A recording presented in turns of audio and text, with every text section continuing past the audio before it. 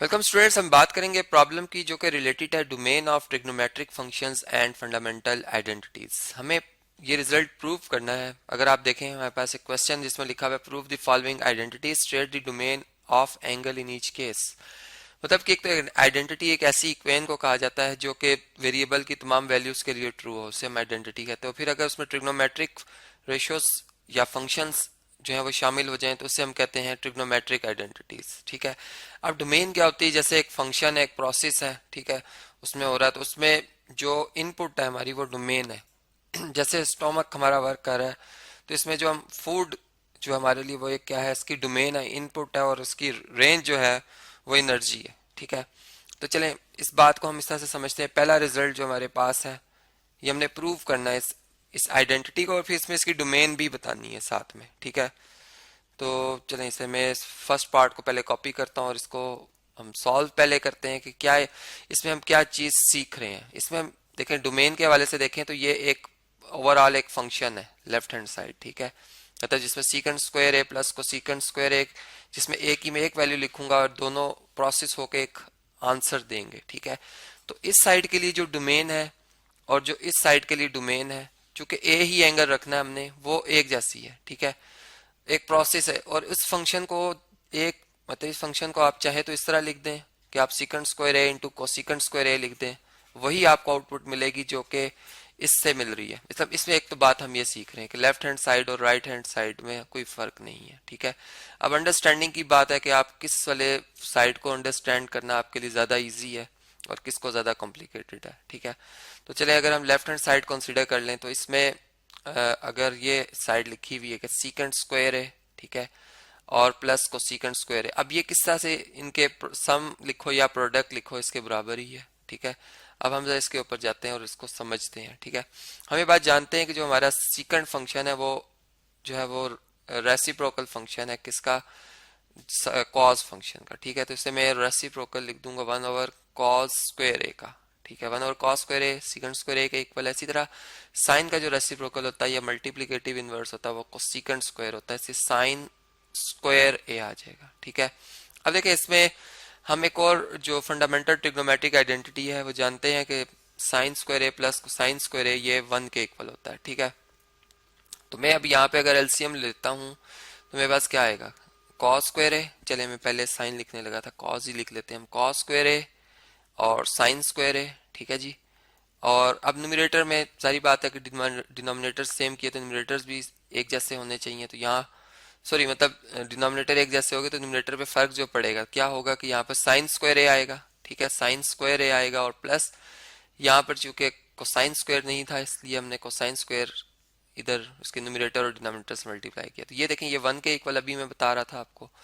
तो ये 1/कॉस स्क्वायर ए और मल्टीप्लाई बाय 1/साइन स्क्वायर ए हो गया। ठीक है। और ये भी हमने बात समझी थी कि 1 जो कॉस स्क्वायर ए है वो सीकेंट सीकेंट स्क्वायर ए के इक्वल है, जबकि साइन स्क्वायर ए 1/साइन स्क्वायर ए जो है वो कोसिकेंट स्क्वायर ए के इक्वल है। ठीक है जी। चलें ये तो बात यहाँ पे फिनिश हुई। अब हम ये बात देख रहे हैं कि जो डोमेन है, चूंकि डोमेन भी स्ट्रेट करनी है हमने इस आइडेंटिटी की। ठीक है। तो इसमें जो हमारा फंक्शन है उसमें जो ए है, एंगल जो है, ए फॉर एंगल, ठीक है जी, ये क्या है जी? ये डोमेन है इस आइडेंटिटी की। ठीक है। अब इसकी मतलब ये जो इसमें हम एंगल पुट करेंगे वो कहाँ से कहाँ तक पुट कर सकते हैं? क्या इस पे कोई रिस्ट्रिक्शंस हैं या तमाम रियल नंबर्स ही लिखे जा सकते हैं? अब ये क्वेश्चन है। ठीक है। अगर अगर चले मैं देखे लेफ्ट हैंड साइड पर सीकेंड और कोसिकेंड ही की मैं बात कर लूं, ठीक है, तो हम ये बात जानते हैं वी नो डैट के जो डोमेन है हमारे पास सीकेंड फंक्शन की, ठीक है, डोमेन ऑफ सीकेंट जो कि आप जानते हैं 1/कॉस के इक्वल होता है। ठीक है। तो ये चूंकि कॉस तमाम रियल नंबर्स पर डिफाइन है और हमें पता है कि कॉस की वैल्यू 0 भी आती है किसी एंगल पर। अब अगर 1/0 हो जाए तो वो अनडिफाइंड हो जाता है। ठीक है। तो सीकेंट उस जगह पर अनडिफाइंड हो रहा है जहां पर हम थीटा की वो वैल्यू लिखते हैं जिसपे कॉस 0 हो जाता है। ठीक है। और वो हमें पता है कि वो जो हमारे पास एंगल आता है वो 90 आता है। ठीक है। या फिर इसके अलावा 270 आ सकता है। अगर हम एंटी क्लॉकवाइज, अगर क्लॉकवाइज चल रहे हो तो फिर -90 आएगा, ठीक है, मतलब वाई एक्सिस के ऊपर जब यूनिट सर्कल पे हम मूव कर रहे हो। तो हम कहेंगे कि इसमें तमाम रियल नंबर आएंगे, ठीक है, all real numbers accept all real numbers, लेकिन क्या करेंगे, एक्सेप्ट कर लेंगे, मतलब निकाल देंगे एक्सेप्ट किसे, जो एंगल 90 के ऑड मल्टीपल्स हैं, ठीक है। एक्सेप्ट एक्सेप्ट हम यूं लिखेंगे कि जो theta is not equal to, चूंकि इसमें मैंने थीटा जो है वो शो किया हुआ एंगल डोमेन का, वो इक्वल टू आ जाएगा, is not equal to 2n+1 divided by 2 pi, ठीक है, वेयर n जो है वो बिलोंग्स टू इंटीजर्स है, ठीक है जी।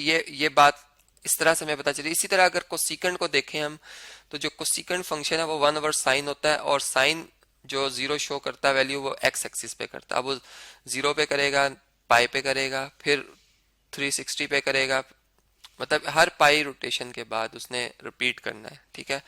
तो मैं इसमें यूं कह सकता हूं कि जो मेरे पास इसकी डोमेन है वो भी जो कोसिकेंट फंक्शन है, कोसिकेंट फंक्शन है, इसकी जो डोमेन है वो भी तमाम रियल नंबर्स आएंगे उसमें, एक्सेप्ट डोमेन जो है, यहाँ में मैं शॉर्ट शॉर्ट लिख रहा हूँ, रियल नंबर्स आ रहे हैं, लेकिन कौन से नहीं आएंगे, एक्सेप्ट वो नंबर्स नहीं आएंगे, ठीक है जी, जो कि जिसमें कि हम theta is not equal to, मतलब हम यूं लिखेंगे is not equal to n pi, और n जो है वो इंटीजर है, ठीक है जी। तो अब अगर हम इन दोनों को चूंकि हम प्लस कर रहे हैं, ठीक है, अब हमारा जो फंक्शन है, अब हम देखें तो इसमें ये एक सीकेंट स्क्वायर और कोसीकेंट स्क्वायर प्लस होके आ रहे हैं। तो अब हमने एक ऐसा नंबर एंगल पुट, मतलब उसको शो करना है कि जिसमें जो हमारा ये एंगल पाई है, इसके ऑड मल्टीपल भी और इसके इवन मल्टीपल दोनों ही ना है, मतलब तमाम ही वो एंगल जिसमें पाई बनता है, ठीक है, उनको हम निकाल देंगे।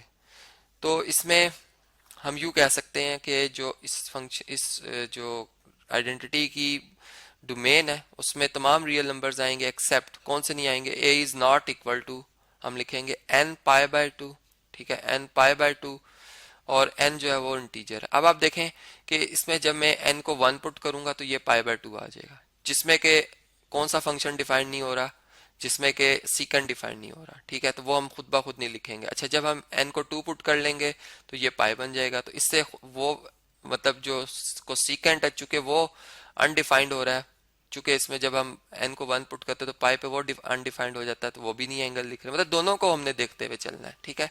तो चूंकि हमारे अब जो फंक्शन है वो दो ट्रिग्नोमेट्रिक फंक्शंस को मिलाकर बना हुआ है, तो इन दोनों की डोमेन को आपने देखना है, उनकी इंटरसेक्शन लेनी है डोमेन्स की, और जो उनमें कॉमन बनेंगे वही आप इस फंक्शन के जो ट्रिग्नोमेट्रिक आइडेंटिटी है उसकी डोमेन में आप शो करेंगे। इसी तरह जो इसका सेकंड पार्ट है, अगर आप इसे देख लें, इस रिजल्ट को भी हमने अब जो है वो प्रूव करना है, ठीक है।